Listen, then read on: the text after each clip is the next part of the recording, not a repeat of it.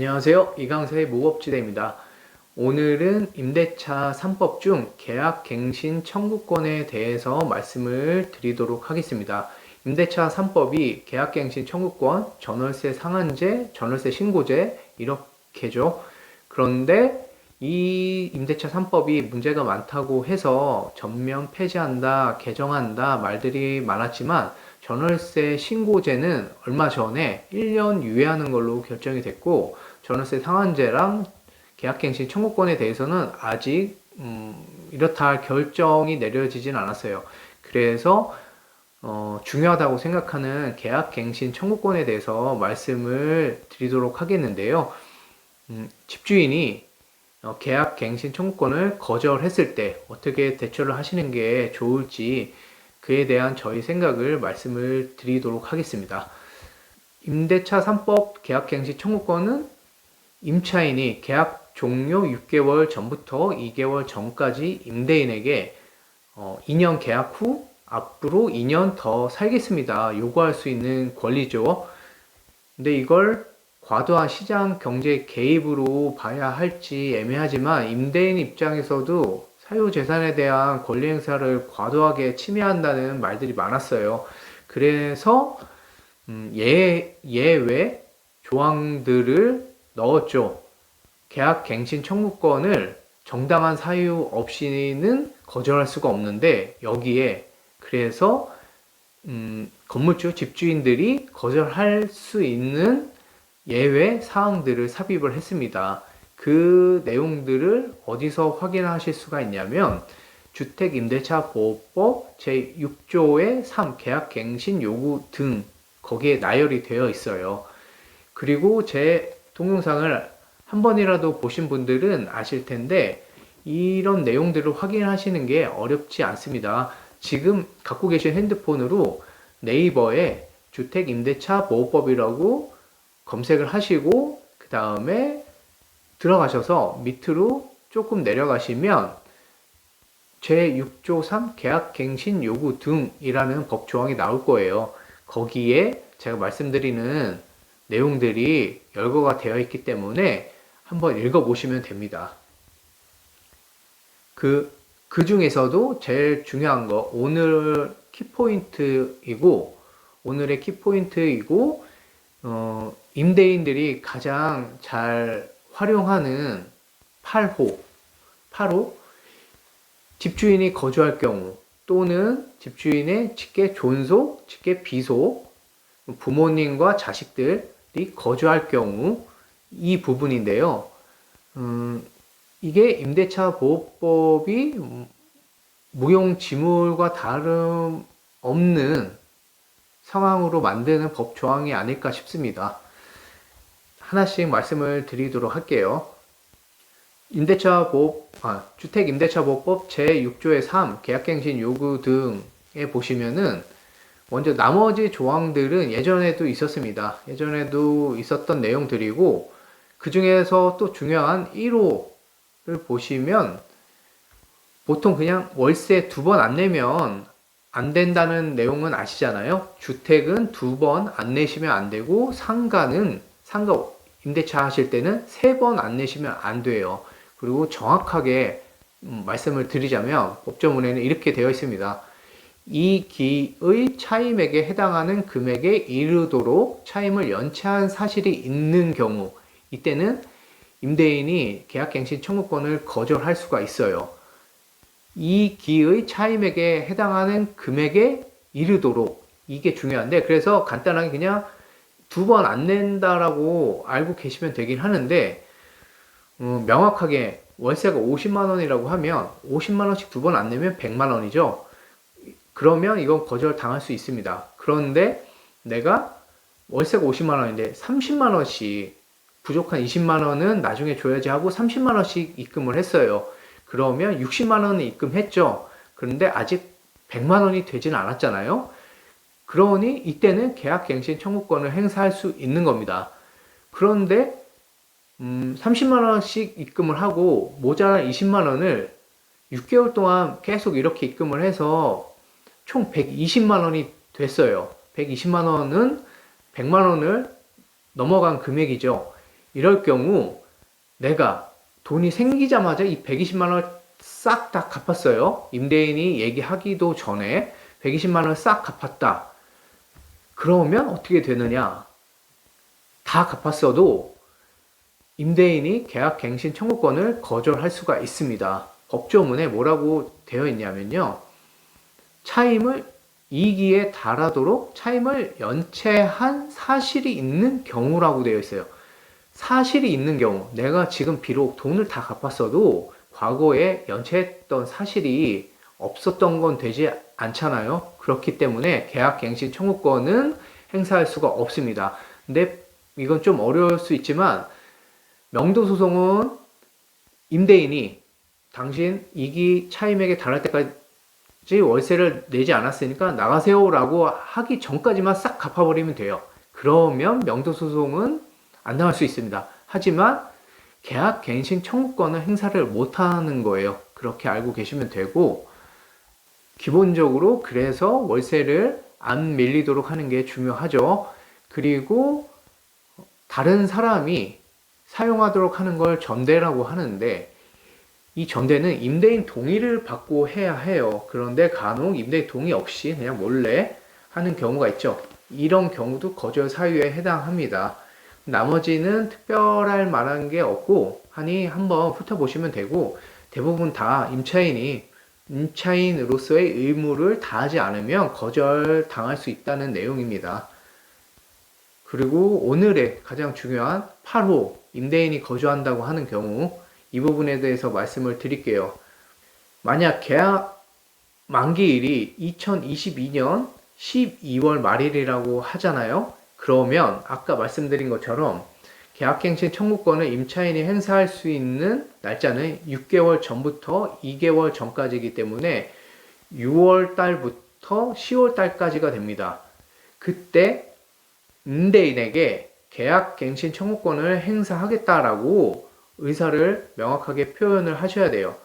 그렇게 할 경우 정당한 사유가 없으면 임대인은 받아들이고 2년 더 거주하게끔 해야 합니다. 이게 원래는 임차인을 보호하려는 규정이죠.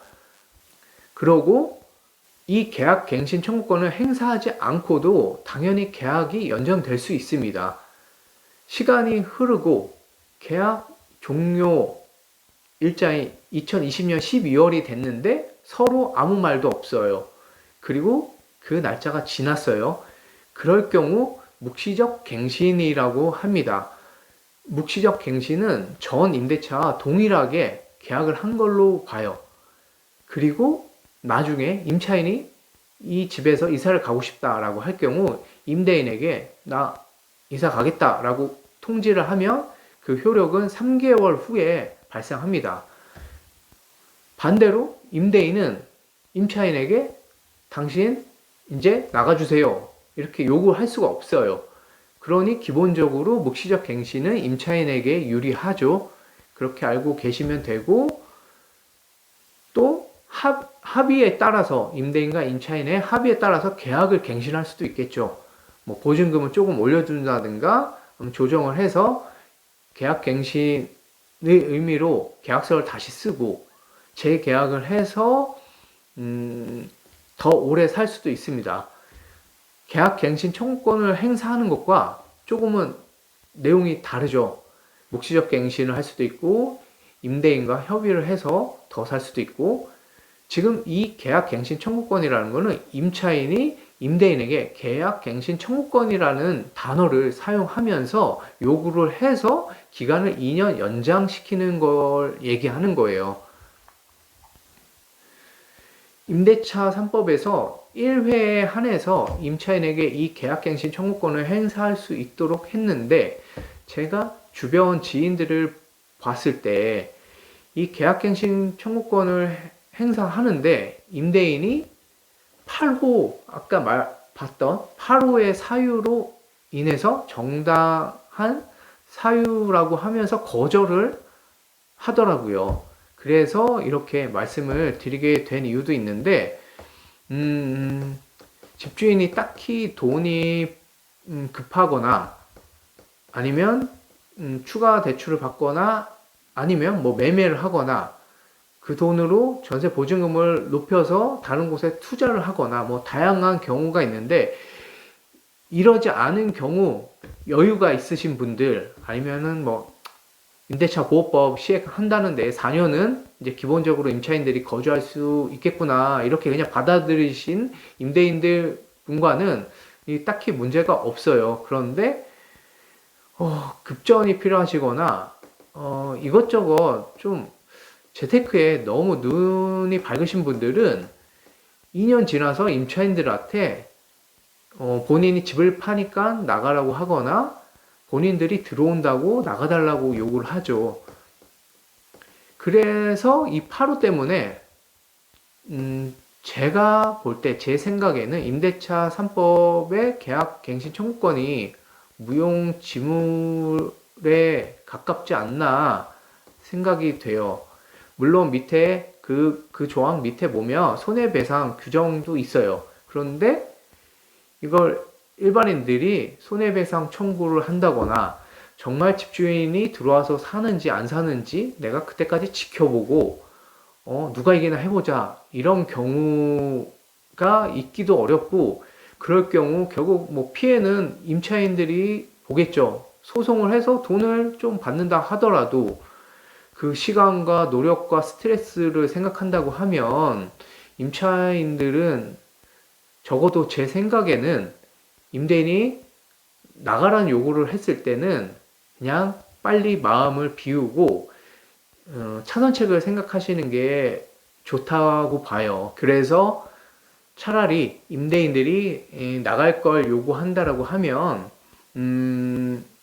보통 이사를 가실 때 다른 이사갈 집의 계약금을 여윳돈이 있어서 지급할 수 있으면 좋겠지만 그렇지 못하고 지금 현재 거주지에 돈을 받아서 지급을 하는 경우도 많으실 텐데, 그런 부분에 대해서 뭐 이사비라든가 아니면은 계약금이라든가 임대인에게 협조를 좀 구하셔서 내가 이사를 가려 하는데 이런 부분 좀 금전적으로 나도 융통하기가 어려우니 미리 계약금 명목으로 돈을 반환해 주면 내가 이사 일정을 조율을 해서 말씀을 드리고 이사를 가겠다, 이렇게 협의를 좀 하시는 게 좋을 거라고 저는 생각을 합니다. 느낌이나 정황상 임대인이 들어와서 살 만한 상황도 아닌 것 같고, 그런데 이 사람들이 진짜 들어와서 살 것인지 내가 계속 머무면서 그 계약 종료까지 지켜보고 있을 수도 없고, 그리고 나중에 그걸 모든 걸 신경 쓰다 보면 저희의 이사 스케줄도 꼬이고, 그에 따라서 뭐 아이나 본인의 직장이나 이런 것들 고려해서 집을 구하는 거에 대해서도 시간이 촉박할 수도 있기 때문에 임대인들이 2년 후에 계약갱신을 거절할 거고 이사를 가달라라는 얘기를 했을 때는 다른 묘안이 있을 수 있어요. 물론 그렇지만 제가 지인들을 봐왔고 제가 좀 이런 저런 상황들을 검토하고 법률적인 내용들을 봤을 때는 임대인을 이기기는 거의 어렵다라고 생각이 들어요. 정말 임차인들을 배려해주는 임대인 분들도 많이 계시고, 그냥 사는 동안 계속 살아라 라고 하시는 여유가 있는 임대인 분들도 많이 계시죠. 그리고 반대로 임대인 입장에서도 임차인이 관리를 잘 해주고 오래 거주해 준다면 고마워하기도 하죠. 임대차 계약이잖아요.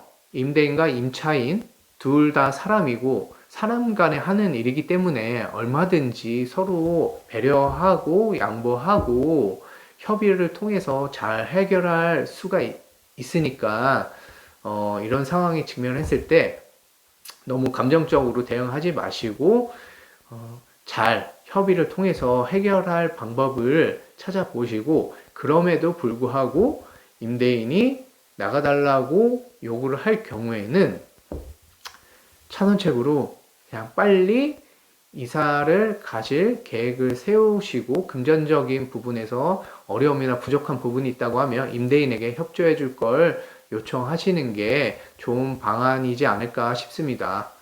제가 왜 이렇게 말씀을 드리냐면, 아까 말씀드린 예로 계약 종료 일자가 2022년 12월 말이라고 가정을 할게요.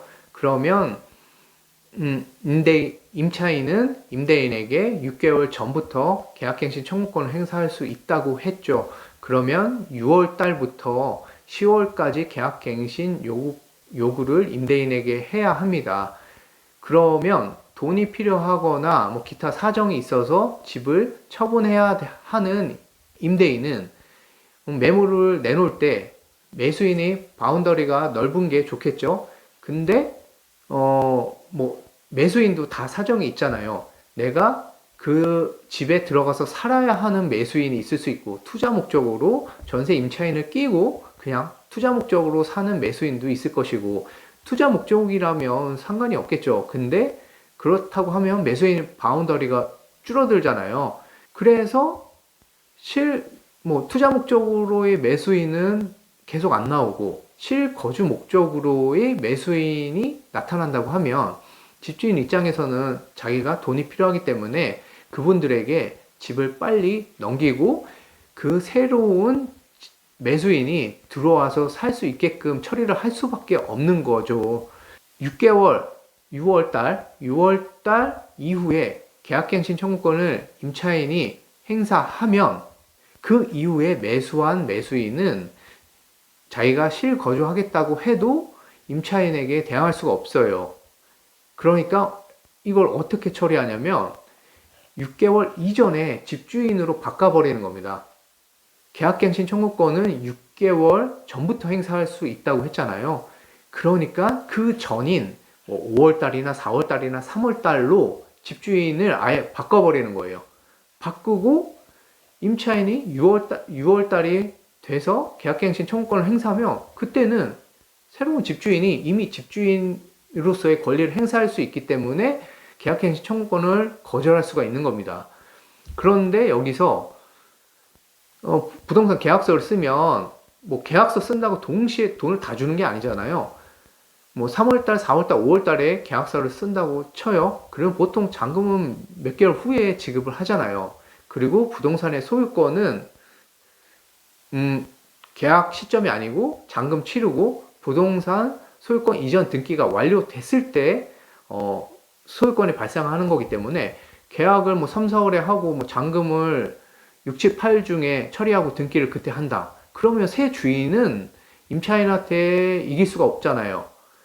그래서 여기서 또 3, 4, 5월에 계약서를 쓰면서 소유권까지 그냥 새 집주인에게 아예 넘겨버립니다.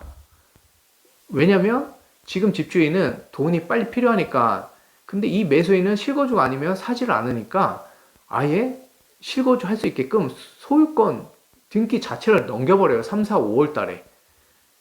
그런데 이 사람 잔금은 나중에 치를 수 있단 말이에요. 근데 돈도 안 받고 명의를 넘겨줬죠. 그러면 지금 집주인은 그거를 보호장치를 마련하기 위해서 저당권을 설정하거나 근저당을 설정하거나 공정증서를 작성하거나 뭐 이런 식으로 보호장치를 마련을 하죠.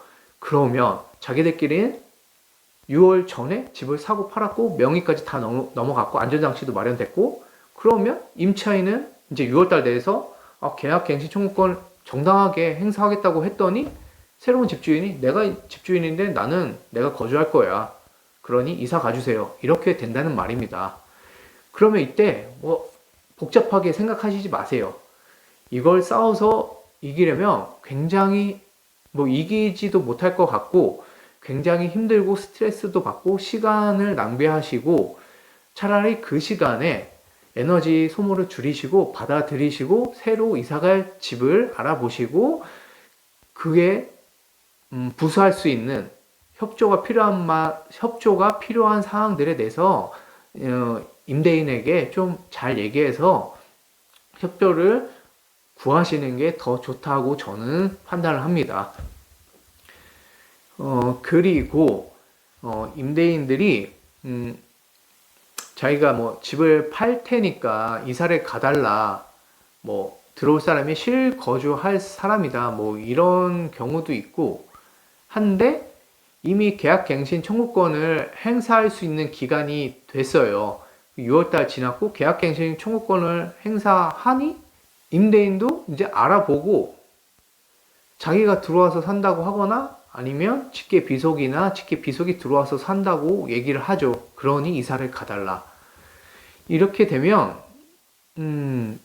이 법이 뭐 무용지물이나 다름이 없잖아요.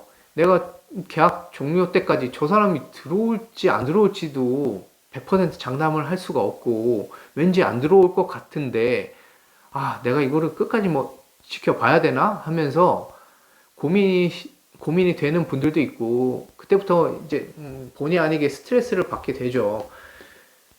그래서 제가 드리는 말씀이 그럴 바에는 그냥 빠르게 임대인을 이기기는 어려우니 그리고 뭐 손해배상 규정에 따라서 손해배상 청구를 해서 뭐 일부 조금 받을 수 있을 수는 있어요. 하지만 큰 실익은 없다고 봅니다. 왜 이런 현상들이 나타나냐 라고 생각을 해보면 임대인들도 다 사정이 다르죠. 그래서 임대인의 입장에서 볼 때는 매매를 하려고 하는데 집값이 많이 올랐잖아요. 최근에 보증금도 많이 오르고 그런데 예전에 전세로 들어와서 거주를 하셨던 분들은 계약갱신 청구권으로 2년을 더 살 수 있다라고 하면 지금 최근 몇 년간 보증금이 엄청나게 올랐잖아요. 그리고 집값도 올랐고 한데 똑같은 아파트를 매물로 내놨다라고 가정을 하면 집이 똑같이 10억이에요. 그런데 임대인 그 A 임대인의 보증금은 4억이고 B 집의 임대인의 보증금은 한 7억 정도라고 할게요. 그러면 매수하는 사람의 입장에서는 A 집은 전세 보증금 4억 빼면 6억이 남죠. 6억을 본인의 대출이나 뭐 자금으로 마련을 해야 하는 거고 B 집의 경우에는 전세 보증금이 7억 들어있잖아요. 그러니까 나머지 3억만 해결을 하면 되는 겁니다. 이게 레버리지 효과라고 하죠. 레버리지 효과가 한국말로 하면 지렛대 효과라고 하는데 수익률이 극대화되는 겁니다. 타인 자본, 다른 사람의 돈을 이용해서 내 수익률이 많이 올라가는 거예요. 그래서 이미 10억짜리 집인데 전세가 7억 들어있으면 3억만 해결하면 되는 거예요. 그런데 보증금이 4억이라 6억을 해결하라고 하면은 사는 사람 입장에서는 당연히 3억만 해결하는 게 낫겠죠. 이래서 보증금을 많이 높이려고도 해요. 사는 사람 입장에서도 그렇고 임대인의 입장에서도 그렇고. 물론 이게 임차인의 수요가 많은 지역과 인기 있는 매물은 문제가 없죠. 안전한 게 좋지만 이게 수요만 많다고 하면은 이런 게 갭 투자가 되는 거잖아요. 무갭 투자도 있고 내 돈 하나도 안 넣고 임차인이 부동산 시세랑 똑같이 맞춰져 있을 때 나는 그냥 월세만 받으면 되고 그럼 나는 돈 한 푼 안 들이고 그냥 계속 월세가 들어오는 거잖아요. 그리고 이 세입자가 나갈 때 새로운 세입자가 들어올 수 있다고 하면은 이건 정말 창조의 경제잖아요. 다만 이게 시장의 뭐 종합적인 사정에 따라서 아니면은 기타 뭐 여러 가지 사정에 의해서 임차인이 나가는데 새로운 임차인을 구하지 못할 경우 이때 이제 문제가 발생하는 건데 지금은 이 부분에 대해서 말씀드리는 건 아니고 임대인이 왜 보증금을 높이려고 하는지 또는 매수인의 입장에서는 왜 전세 보증금이 끼어 있는 집을 사려고 하는지에 대해서 간단하게 말씀을 드렸던 거고 항상 이런 경우가 발생하는 건 아니지만 미리 알아두시고 대처하시길 바라는 마음에서 말씀을 드렸고요. 다음 시간에는 상가 임대차와 관련한 몇 가지 주의사항들에 대해서 말씀을 드리도록 하겠습니다. 시청해 주셔서 감사드리고 구독과 좋아요 부탁드리겠습니다. 다음에 뵙겠습니다.